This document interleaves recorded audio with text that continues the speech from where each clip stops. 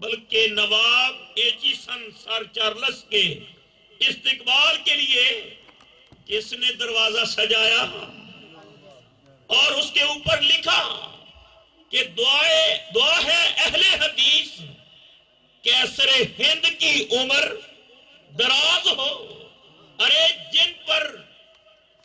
جنہوں نے تم پر احسانات کیے تم ان کے آنے پر جشن مناؤ، تو جن کے احسانات ساری کائنات میں ہیں ساری کائنات ان کے آمد پر جشن اور خوشی کا اظہار کر رہی ہے. سبحان اللہ، تکبیر، نعرہ رسالت، نعرہ حیدری، عظمت و شان مصطفیٰ. اور بنیادی بات ایک دیکھیے، جب کوئی کسی کا ذکر کرتا ہے تعریف کرتا ہے تو ہوتا کیا ہے؟ جو تعریف کرتا ہے اس کی وجہ سے جس کی تعریف کی جا رہی ہوتی ہے اس کی شان بلند ہوتی ہے. کہتے ہیں یہ جناب فلاں صاحب ہیں جن کی تعریف میں فلاں شاعر نے قصیدہ پڑھا ہے، فلاں خطیب نے تقریر کی ہے، فلاں ادیب نے مقالہ لکھا ہے. مگر جب بات آتی ہے اللہ کے پیارے رسول صلی اللہ تعالی علیہ وسلم کی، جب بات آتی ہے مصطفیٰ کریم صلی اللہ تعالی علیہ وسلم کی، اے غلامان مصطفیٰ، سردی شدت کی سردی کے باوجود اس گھر میں میلاد مصطفیٰ صلی اللہ تعالی علیہ وسلم کی محفل سجا کر بیٹھنے والوں، عشق رسالت کے پروانوں، اللہ کے پیارے حبیب صلی اللہ تعالی علیہ وسلم کا ذکر کرنے اور سننے والوں، سنو، جب بات آتی ہے آمنہ کے لال کی تو ضابطہ بدل جاتا ہے. ضابطہ بدل جاتا ہے. پہلے تو یہ تھا کہ تعریف کرنے والے کی وجہ سے جس کی تعریف کی جا رہی ہے اس کی شان بلند ہوتی ہے، لیکن جب بات کرنے والا کوئی اور ہو، بات مدینے کے تاجدار کی ہو، اللہ کے رسول کی شان تو بلند نہیں، اللہ کے حبیب کے ذکر کی وجہ سے تعریف کرنے والوں کی شان بلند ہوتی ہے. اور یہ بات میں صرف عقیدت کی وجہ سے، صرف جذبات میں آ کر نہیں کہہ رہا. حضرت حسان ابن ثابت رضی اللہ تعالیٰ عنہ جو شاعر دربار رسالت ہیں، جو اللہ کے پیارے حبیب صلی اللہ تعالی علیہ وسلم کے ثناخواں ہیں، اللہ کے حبیب کی موجودگی میں اللہ کے پیارے رسول صلی اللہ تعالی علیہ وسلم کا ذکر کرتے ہیں، شان بھی بیان کرتے ہیں اور دشمنان رسول کی حجب کا جواب بھی دیتے ہیں. آپ کہتے ہیں کہ ان مدح تو بے مقالتی محمد، اگر میں اپنے کلام کے ساتھ ذات مصطفیٰ صلی اللہ تعالی علیہ وسلم کی تعریف کرتا ہوں تو یہ نہیں کہ میرے کلام کی وجہ سے اللہ کے پیارے رسول صلی اللہ تعالی علیہ وسلم کی شان بلند ہوتی ہے، ولیکن مدحت مقالتی بے محمد، مصطفیٰ کریم کی وجہ سے میرے کلام کی بھی تعریف ہونے لگتی ہے. تو اس لیے آپ خوش نصیب ہو، بات تم اللہ کے رسول کی کرتے ہو، تعریف تم پیارے حبیب کی کرتے ہو، لیکن شان بھی تمہاری بلند ہو رہی ہے. تو اس لیے ذرا ذوق کے ساتھ محبت کے ساتھ بیٹھنا. چند گفتگو چند باتیں میں آپ کی خدمت میں عرض کروں گا. مجھے حافظ صاحب نے بتایا کہ یہاں ہمارا یہ سلسلہ چل رہا ہے. آج 22 ربیع الاول شریف جو ہے، یہاں تک یہ سلسلہ چلتا رہا ہے. بڑے بڑے علماء کرام تشریف لاتے رہے، اپنے مواعظ حسنہ سے آپ کو نوازتے رہے. کہنے لگے کوئی ایسی بات کہ جس موضوع پر پہلے گفتگو نہ ہوئی ہو لیکن ساتھ ایک دو اشارہ بھی ہو گیا، آتے ہوئے ایک دو اشارہ بھی ہو گیا.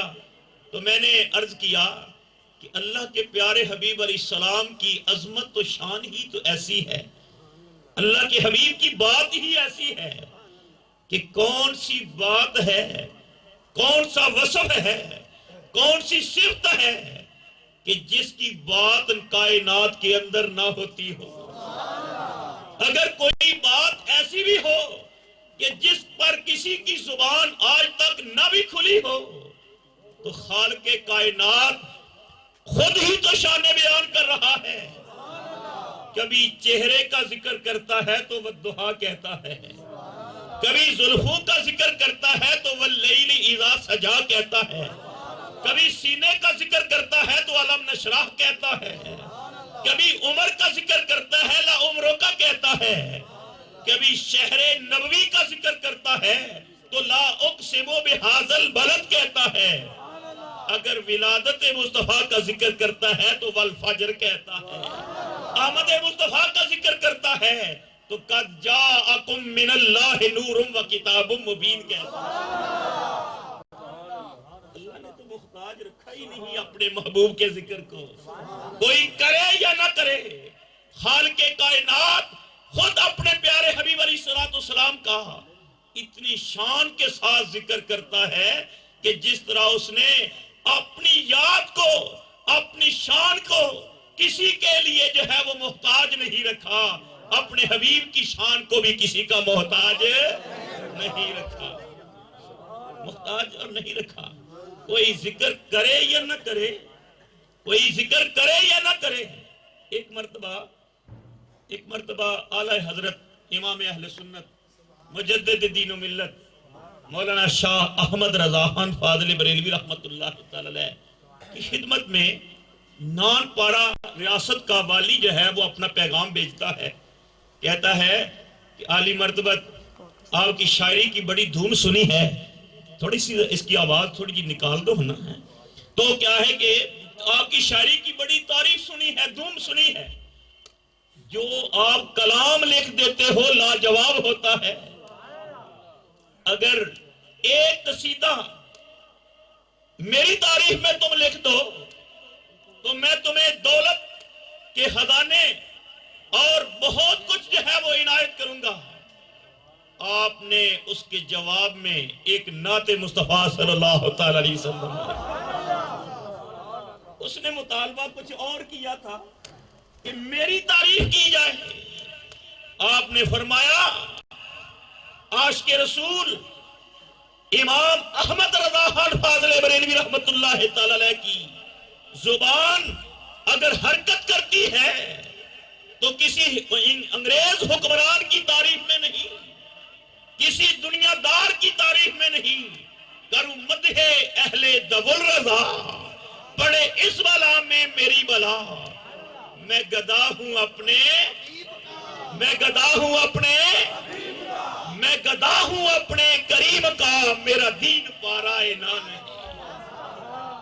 روٹیوں کے ٹکڑوں پر بک جانے والے اور لوگ ہوتے ہیں, غلامان مصطفیٰ روٹیوں کے ٹکڑوں پر نہیں بکتے, وہ دولت کے کی جنکار پر نہیں بکتے, وہ کسی کے روب اور داو کے سامنے نہیں پستے. وہ غلامان مصطفیٰ ہیں, محبت رسول میں اپنا تن من سب کچھ قربان کر دیتے ہیں. تو بہرحال میرے دوستو, میرے بھائیوں, میں نے جو سورہ فتح کی ایک آیت کا ایک پہلا جز تلاوت کیا جس میں ہے محمد الرسول اللہ صلی اللہ تعالی علیہ وسلم. ترجمہ یہ ہے کہ محمد صلی اللہ تعالی علیہ وسلم اللہ کے رسول ہیں. محمد صلی اللہ علیہ وسلم اللہ کے, بھئی ترجمہ غلط ہو تو بے شک کہہ دینا, کہہ دینا. قرآن اللہ کا کلام ہے, کوئی غلط پڑھ سکتا ہے؟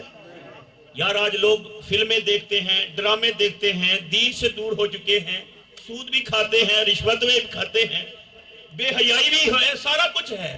ہر بندہ یہ کہتا ہے یار دین سے دوری ہو گئی ہے, ابتر حالت ہو گئی ہے. میرے دوست, میرے بھائی ذرا توجہ کریں. اگر آج قرآن کی کوئی آیت غلط پڑھے, پڑھ سکتا ہے یار, دین سے دوری ہے, دین سے لاپرواہی ہے, دنیا کی محبت میں انسان گرفتار ہو چکا ہے. اگر قرآن کی کوئی آیت غلط پڑھے تو نہیں پڑھ سکتا, زبر کی بجائے زیر پڑھے نہیں پڑھ سکتا. ایک چھوٹا سا بچہ بچہ بھی اٹھ کر کھڑا ہو جاتا ہے، کہتا ہے مولانا یہ آیت غلط پڑھی ہے، اس کو ایسے پڑھنا ہے۔